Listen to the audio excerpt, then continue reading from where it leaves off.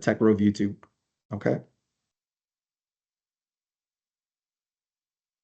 All right. Our agenda for today, we're just going to briefly go over a little bit of information behind the Central Florida Tech Grove, the SERDP and ESTCP. We're going to do an overview of the challenge problem and the desired solution. So basically what's behind our prize challenge. And then we're going to go through some key dates, some reminders, and then just some steps in the process. And we'll follow that up with a Q&A. Any questions that you have, we'll try to go ahead and leave you with as much information as possible at the end of the session today. All right. So the Central Florida Tech Grove, we are a collaborative innovation hub specifically designed to foster cross-sector partnerships. Realistically, we try to go ahead and accelerate novel solutions in human performance, technology development, and defense applications, specifically supporting our partners and national defense stakeholders. So we work alongside, and you can see the logos and the images below, alongside of our partners that we work closely with. And that's kind of what this prize challenge is really all about, working closely with the Department of Defense to solve their problems. And specifically with this one, we're partnering with SERDP.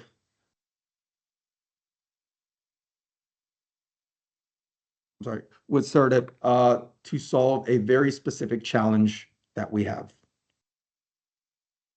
Okay, so once again, the name of the prize challenge is the Virtual Wildfire Modeling and Immersive Training Prize Challenge. And the problem really is that wildfires increasingly threaten U.S. military installations due to environmental volatility, hazardous fuels, and changing climate conditions. And what we want to do is use data-driven tools that simulate dynamic fire behavior in realistic environments.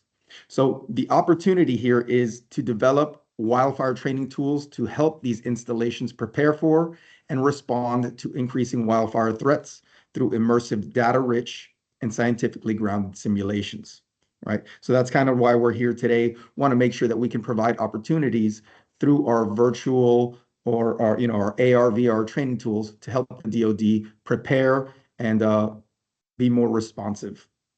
So what does the desired outcome look like? It's solutions that use virtual and augmented reality to enhance wildfire response and prescribed fire training. So creating deployable standalone XR tools that model real-time fire environment interactions, support data visualization, and enable multi-perspective user exploration. And these solutions should align with the quick fire model and demonstrate scalability, field usability, and compatibility with standalone XR hardware. Okay, so that's kind of the outcome that we're looking for. But specifically, to explain it in a lot better detail, we have Kevin Hires from SERDP, the Strategic Environmental Research Development Program. He's the program manager for SERDP, and he can go ahead and explain the prize challenge, the problem a little bit more. Kevin, if you wouldn't mind unmuting yourself and helping explain in a little bit better detail than I can, that would be great, and I appreciate it. Yeah, Will, thank you. Quick sound check, and I'll get going. Yeah, absolutely. We can hear you. Wonderful. Thanks everybody for attending today. My name is Kevin Hires. I'm a program manager at SERDP, the Strategic Environmental Research and Development Program, and our sister program, ESTCP, Environmental Security Technology Certification Program, is intended to meet the priority environmental needs of the Department of Defense. The program itself is designed to not just produce science and technology, but to transition it to the end user. And this prize challenge really represents our second partnership with Tech Grove as a way of trying to accelerate the adoption and transition of some of our science tools, technologies, models. And so this prize challenge really is connecting two pieces of technology. One is next generation coupled fire atmospheric behavior modeling tools, which are capable of rendering the physics of fire spread and fire behavior in complex environments, as well as sort of the elements of wildfire or prescribed fire that fire managers control through ignition pattern, fuels manipulation, etc. and then connecting those next generation fire behavior modeling tools to AR and VR tools and technology that allow us to accelerate the training. You can think of this as a flight simulator for burn bosses or a flight simulator for firing bosses in the wildland fire community. By giving them access to this advanced training and these advanced models together in a realistic simulation environment that helps us prepare our firefighters and firelighters, prescribed burn bosses, for the challenges of managing fire risk in a complex world.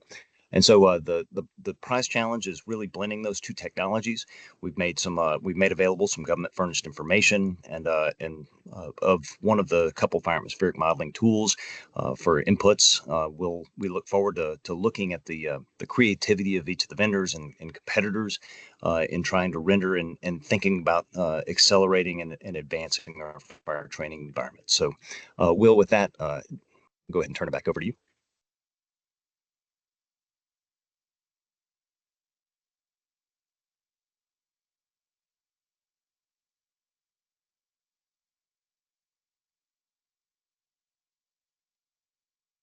Absolutely. I appreciate that. Thank you, Kevin. Thank you for sharing. Um,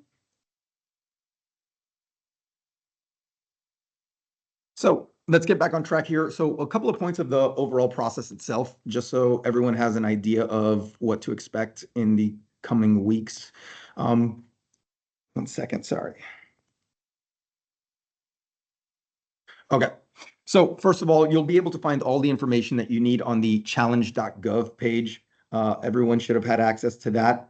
If you don't, you can always reach out to us at the Tech Grove and we can provide the link for you. Inside of that challenge.gov page, you'll see several useful links, and you'll also have access to the government furnished information. This is information, data, links, all types of things that you're going to need to complete the challenge successfully.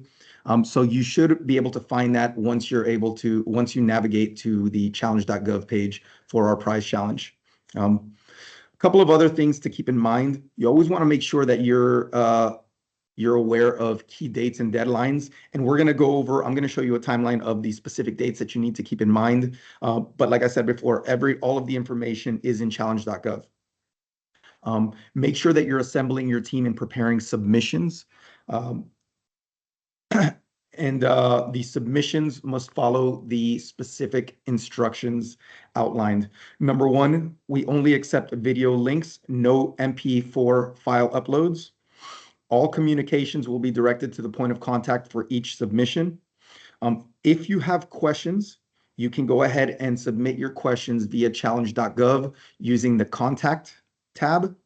So when you go to the challenge.gov page, you'll be able to see there's a contact tab that you can click on. You'll be able to submit your questions, and we usually do our best to get back to you as soon as possible, usually within 24 hours. So you can always submit any questions that you might have. If you do have further questions, you can always visit our Tech Grove website, centralfloridatechgrove.org, and we can always respond to you via our website as well. And then all questions and answers that are submitted, we go ahead and share for everyone's benefit, and we'll be putting those on challenge.gov as well by July 31st. Okay. So challenge.gov should be your main source for all your information. But if you do need extra support, you can always reach out to us via the contact page or via our website, and we can help you through there. Okay. So please feel free to ask any questions.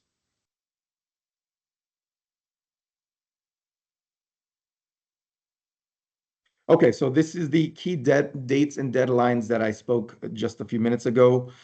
The first date that you want to keep in mind is August 14th, and that's going to be the deadline for the phase one prize challenge submissions.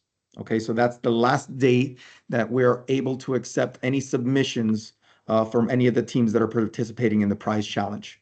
Okay, the sooner the better, obviously, but the absolute deadline that you have to keep in mind is that August 14th.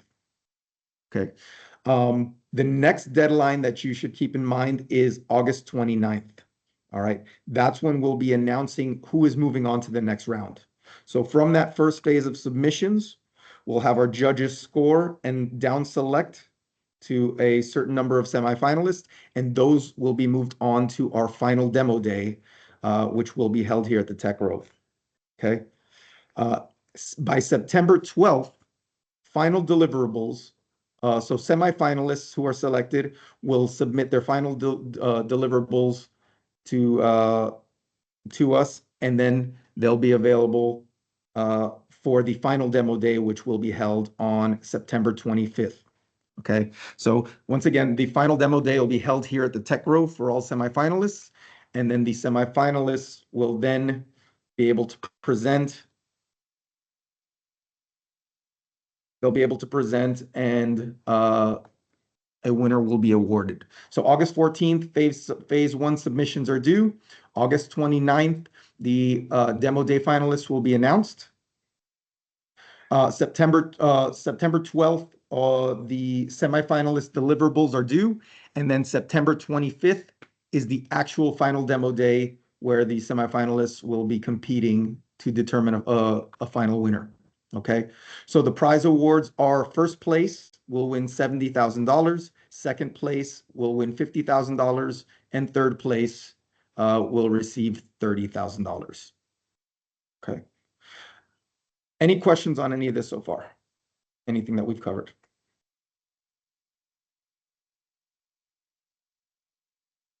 Okay, so if we don't have any questions, so now we can basically open up to any questions you may have. And we have our subject matter experts, we have our judges, and we have our Tech Grove team. So if you have any questions, now is the time to ask. And remember, a recording of this session will be available for everyone who attended today.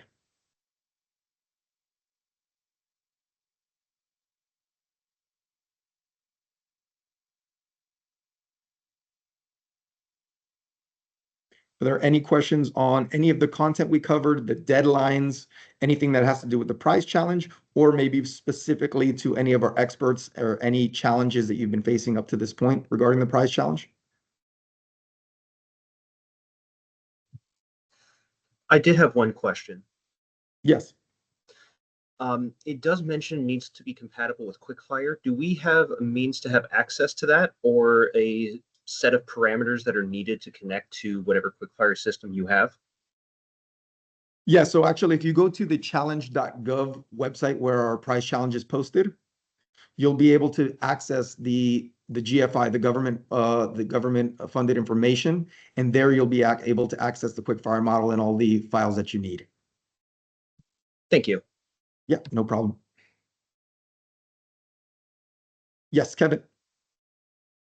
Yeah, well, Rod Lynn, who is here with me in the office, reminded me that in addition to the input files, there are instructions for how to access them. So you do not need to run a model per se. The model's already been run as part of the government furnished information. But if you have any trouble downloading the input files or reading them with the instructions provided, please do let us know through Tech Grove, and they'll make sure that they route your questions to the technical experts on the data transfer. Thanks for clearing that up, Kevin. Absolutely. And like I said, there's a tab on that challenge.gov page to contact us. So if you do have any questions accessing the files that you need, or the instructions, or any questions at all, you can always contact us through there.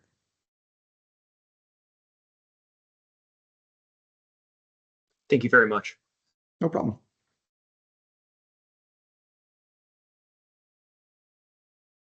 Any other questions for us?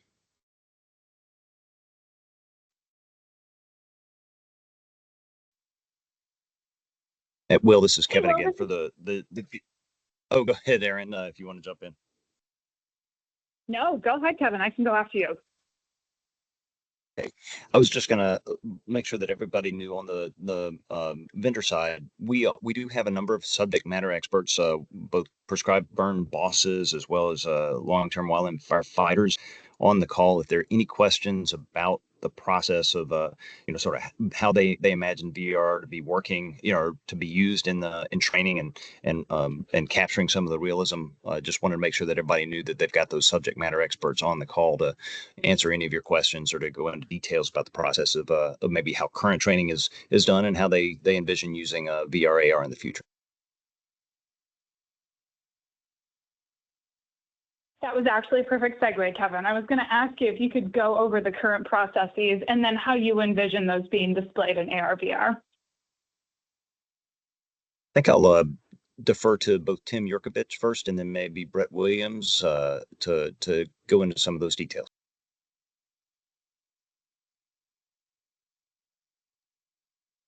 So the question then was, how are these possibly going to be displayed in either VR or AR? Yep. How is it done now? And then how do you see it being done in the future using AR and VR? Well, I think that, I guess let me turn my back on here for a second. So I think the one of the beauties of having the number of vendors that we're going to have and the ability to piecemeal some of this stuff with the vendors is we're not exactly sure. Right now, we at the simplest level, we are using 360-degree imagery to immerse students into the vegetation environment so that we can describe vegetation in our terms, and when we talk about continuity, vertical, horizontal, but we don't have any applied fire on the ground. So some of the big end state things could be that we could potentially put students in an environment where the prescribed fire is high risk. I mean, several of you I know, there's a few folks, and I see Robin on there right now who plays with fire. So you're aware that it is a high risk situation. So the ability to put people in a high risk situation with reducing the potential for catastrophic outcomes is part of the idea with this training scenario. Giving people the ability to build slides, repetition, muscle memory, things like that. Get them familiar with some of the way fire behaves, especially when we're putting down fire with prescribed fire. Things where, we're approaching like how many lighters we have in there. Does that generate a lot of fire? Do you need to back it off? So there's a lot of multiple learning outcomes that we can have. So we do not, and so apologize, Kevin, if I'm speaking a little out of turn on this one. I don't think we expect the vendor to come up with scenarios. That's us. What we want is a sandbox.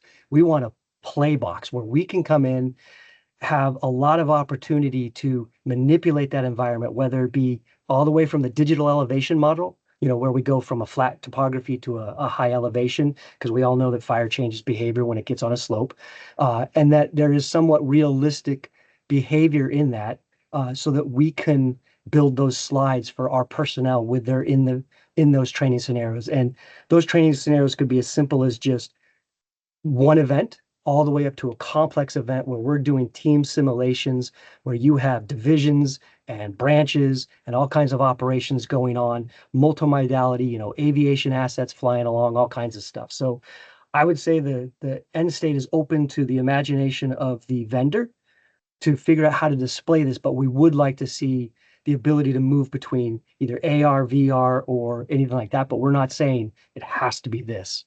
So hopefully I didn't provide too little too much there on that one, Kevin. Hope they got what you wanted. No, that's great. Anything else, Brett, that you want to add before we go over to Thomas? I mean, Tim was spot on. I mean, the main thing, I guess, is primarily all of our training in how we use fire to fight fire or to produce fuels to mitigate fire through prescribed fire. It's almost all experiential. We have some basic training, classroom training we take on fire behavior, and it's been kind of overly simplistic in the past. Now we have these physics-based models that actually we can explore why fire is behaving the way it is, or in a prescribed fire scenario, how multiple fires or ignitions can interact.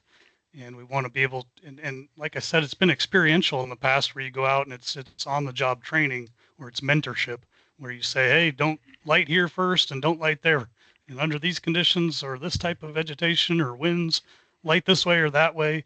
And a lot of it's sort of trial and error. I mean, not to make it's a little more controlled than that, but based on kind of experience over time. But we'd love to take this high risk endeavor that we're asking our burn bosses, firing bosses to undertake and put it into a simulation, like Kevin said, a flight simulator for prescribed burn bosses or firing bosses before they hit the field and have to do this for real. So kind of my big things are taking these quick fire visual or model runs and visualizing them, creating a virtual environment that they can be visualized in, that are enough fidelity for the firefighter to feel immersed and to be able to explore those models, both the fire behavior itself, but also some of the fire environment, the wind patterns potentially, or how the forest and vegetation changes with fire and the fire effects. So again, I'm starting to ramble myself, but just taking that, getting it out of just purely experiential training and into more of the simulated and virtual training for building those slides, as Tim said, over time.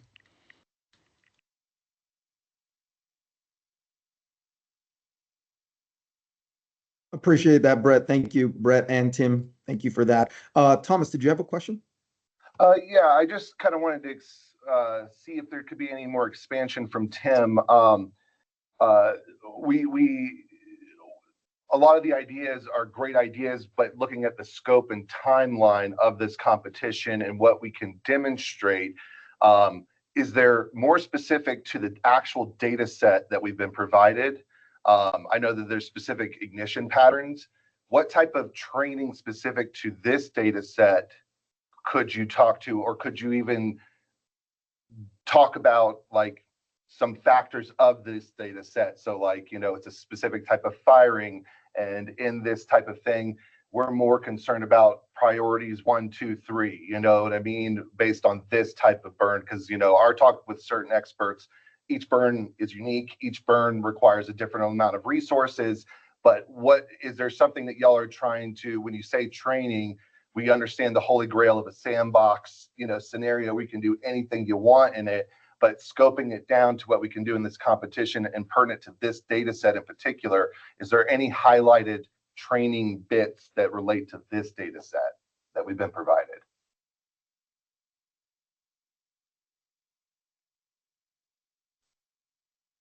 Help if I took off mute. It was profound, really, it was. So for this data set, specifically, I would let Rod speak to the uniqueness of the data set. But from a training perspective, I think to reiterate what Brett was getting at is we want to see the interaction of fire with the vegetation, whether that is ground fire to crown fire and all of the interactions in between, to give us the full spectrum and the ability to say this is what's going on in the field. Hopefully that answered it. I mean, like I said, training scenarios, I mean, like Brett and I, tons of training scenarios, but what we really want is that ability to get good fidelity, like Brett was saying, within that vegetation structure and fire, so that we can speak to that and we can indicate certain points of that and say, look, this is what happens when you put too many lighters in, or this is what happens when, you're coming to a corner and you have too many lighters in, or, hey, look at this, you didn't thin out this corner, and this is why your trees are torching and spotting over the line. So that would be, because like you said, every fire is unique, but I think mostly for now, we want to see the fire behavior and its interaction with fuels. But I see that Brett's got his hand up. Yeah, and just so I make sure I'm clear, what I'm asking is, like, in this particular quick fire run, is this supposed to indicate a wildland fire that, has certain parameters that you'd already be talking to? I'm just wondering if there's any of those direct points that you would already talk to looking at this data set yourself, you know what I mean, as subject matter expert. That'd be Thomas, that's going to be a Rod question.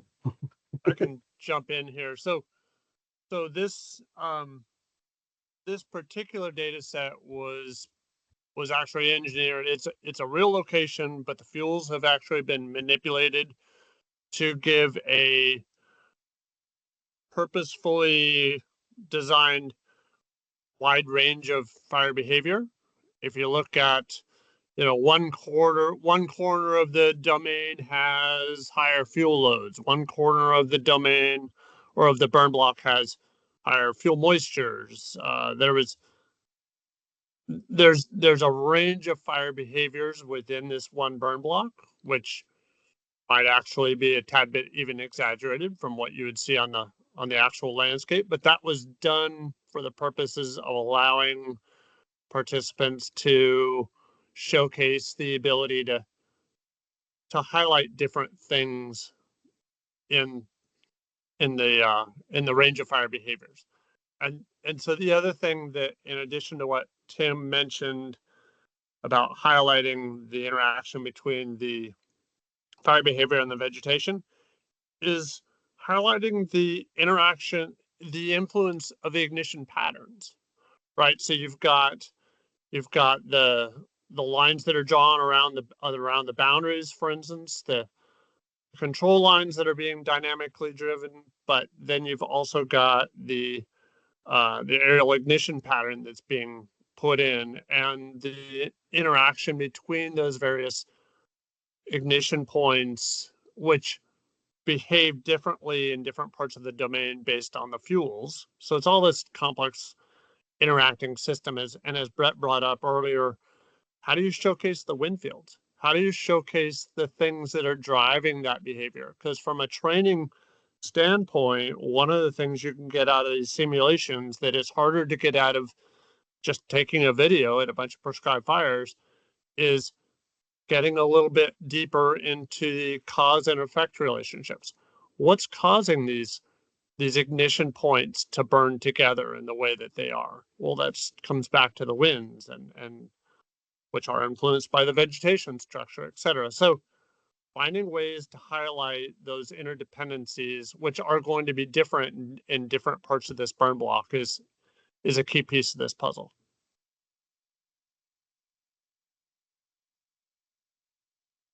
And I just add, I don't think you as vendors need to be able to explain all that. That's our job. It's more, can you visualize it for us or provide multiple angles, be able to zoom in, zoom out to specific areas and really look at phenomenology of the fire there in that piece of the domain, or the wind field, be able to pause, kind of give us time to speak to it. We'd be the interpreters of ultimately of this training, or however we build out the training ignition scenario training after all this, but just providing the visual functionality to move around the domain, zoom in and out, look at it from above, below, multiple angles, and to allow whoever builds the training out to speak to those kind of key points and pieces of the domain that are interesting.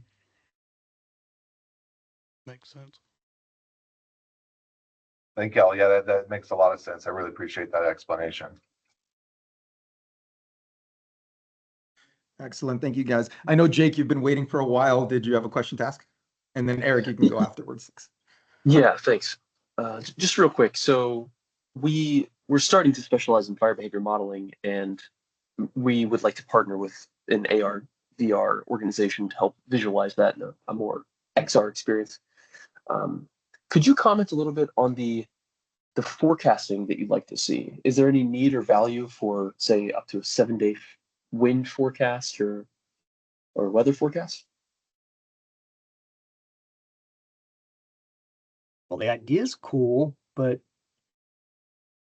I think we'd have to see what you're talking about in the end, because I mean, me just thinking from a practitioner, I know Casey's a practitioner as well, including Brett, I'm not sure what the value would be in like slipping on a VR headset to see that, but that doesn't mean it wouldn't have value.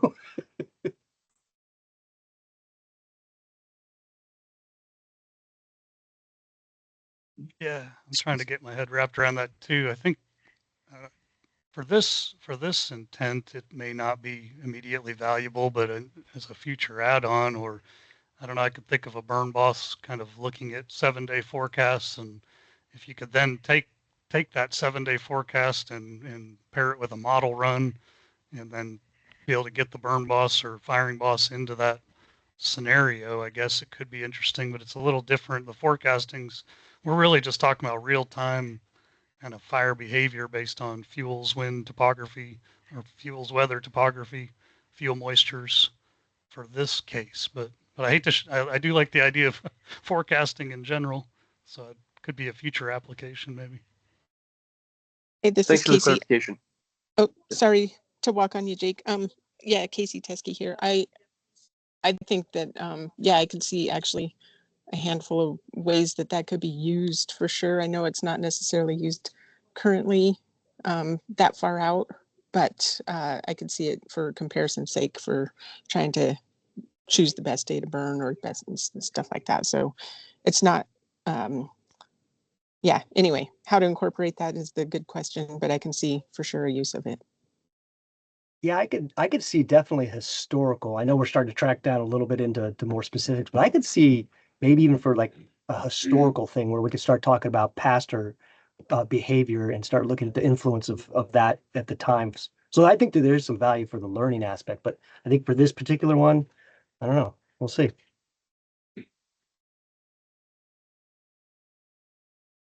Thank you. That clarifies a lot for my team. I appreciate it. Great, thanks. Eric, I know you were next. Did you have a question, comment? Yeah, when we get through, I was just curious if any vendors have had any trouble accessing the data and more importantly, accessing the README files and the instructions that came with the data. If so, we should try to address them while we're here. Agreed, absolutely. If anybody's had any access issues, we can definitely address those while we're here. Let's see. Let me see who's next here. Jack Lopez, you have a question? Yes, sir. Good morning, all. I just wanted to be clear on here. Is there no interest at all in the management of the suppression operation side?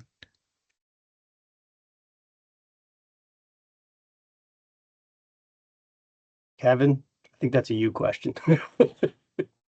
Yeah, I think I would answer that broadly speaking, there is interest in leveraging VR, AR, and coupling it with these next generation kind of modeling tools to address the full range of wildland fire training requirements.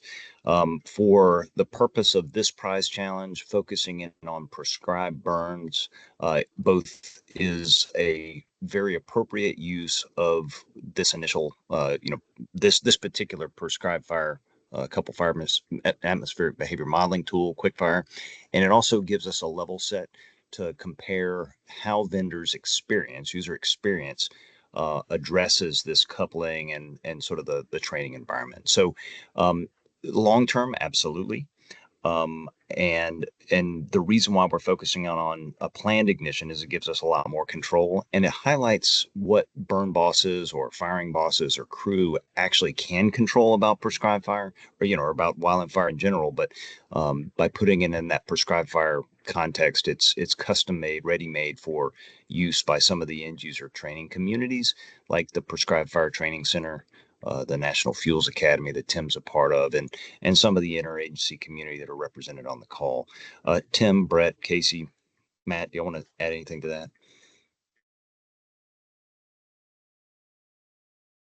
Well said. Hey, I got nothing. yeah, second that, Kevin. I think yeah, for sure the prescribed fire is important, and in my mind, lots of things that apply to prescribed fire translate well to wildland fire at a small scale. So could be used in training purposes. Depends on what your angle is, whether or not it's wildfire helpful. And I'd just add that prescribed fire uses a similar incident command structure as wildfire. It's more simplified typically and not as complex or scaled as large as some of the bigger wildfire incident management teams are. But I could definitely see a future where you're in sort of a prescribed fire operations scenario and you're communicating between the burn boss, firing boss, the firing crew, the holding crew. There could be a lot of that could be a whole build out there of a virtual training scenario or set of scenarios that could also be applicable to wildfire. But I think we're really trying to focus this one on helping practitioners better understand fire behavior and what drives it. But could see a benefit, huge benefit into the future with the operations side on this.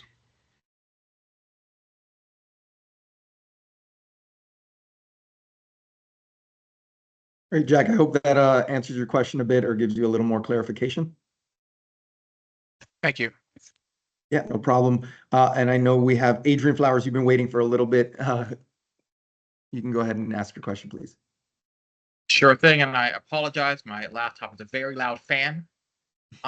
So I thought I heard maybe a couple different potential use cases.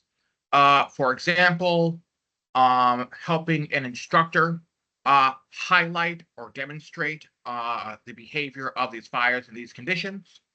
Or on another hand, maybe helping warfighters who might be going out there in the field and allowing them to experience and learn how to handle these interactions in a safe environment. And so, as people developing products for this challenge, should we pick one of these potential use cases, or are we expected to try to cover all of the potential use cases?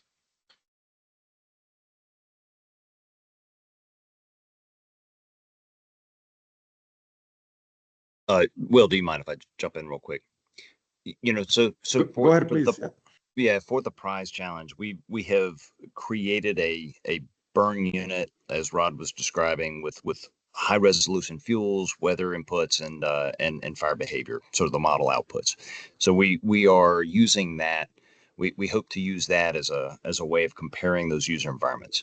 But to Jack's point and Adrian, yours, as a program, SERDP and ESTCP, as well as the interagency fire community, we're committed to these tools to improve training long term. And so this is our first foray into linking the technology with those models that we feel like can capture the physics of fire line interactions that control that both control fire behavior, but then are also under the control of managers. And so we hope to continuously invest in this space over time, following the prize challenge, to continue to leverage the industry, the tools that are demonstrated in order to develop a more robust, comprehensive list of those kinds of training scenarios.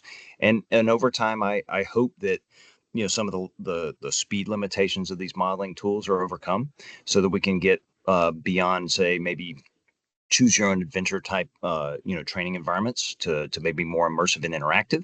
But I am excited to see sort of the creativity of each of the vendors, both within the context of we are providing with that burn unit, but then at the end, if we do pursue OTAs with some vendors, that we can then unpack some of the further complexity that you and Jack are asking about.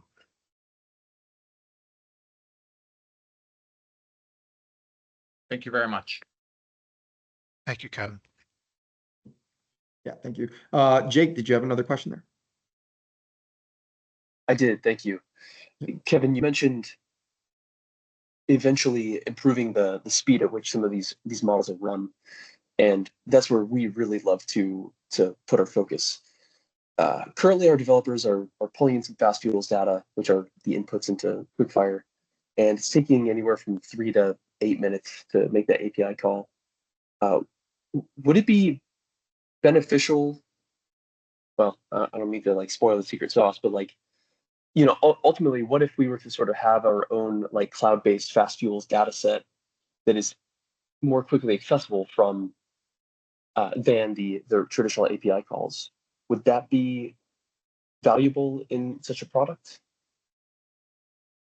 That's valuable, but I'm not sure it's in this channel. So Jake, I'm going to address this. I'm going to open it up to probably Will or Chris to just comment. So all of those sort of add-ons, I think, are nice to have capabilities that we want y'all to talk about as opportunities. If whether it's cybersecurity, data access, speed, the ability to show enhancements is always welcome. If y'all are in a teaming arrangement, you mentioned earlier that you know your expertise is in the data integration and fusion and software, but not necessarily in the VR and those teaming arrangements. I think it'll be important to highlight not just, hey, this is how we're displaying this particular scenario, but these are the additional benefits that you feel like your team brings to the table. So I think those are, you know, for instance, your mention of fast fuels, that might be a nice to have in this particular prize challenge, something to highlight, but really the focus, because we're giving the data to provide a level set for the challenge, it's important to sort of get the those experiential elements correct. And I want to just make sure, Chris, Will, that's in line with sort of what we've got on challenge.gov, and make sure that does level set everybody on expectations.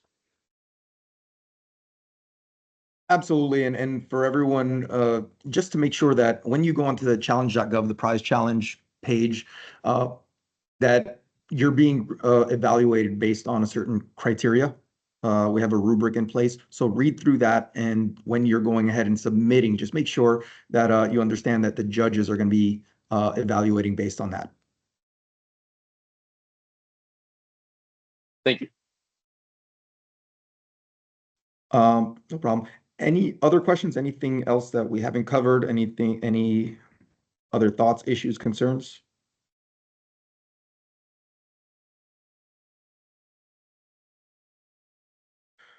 Okay, if if we don't have any other questions, remember, if anything comes up as you're going through the process, please go on challenge.gov. You can use the contact tab to go ahead to reach out to us, and we'll do our best to respond in a timely fashion. You can also go to the TechRove website, centralfloриdatechrove.org, and contact us there. But we're here to support you.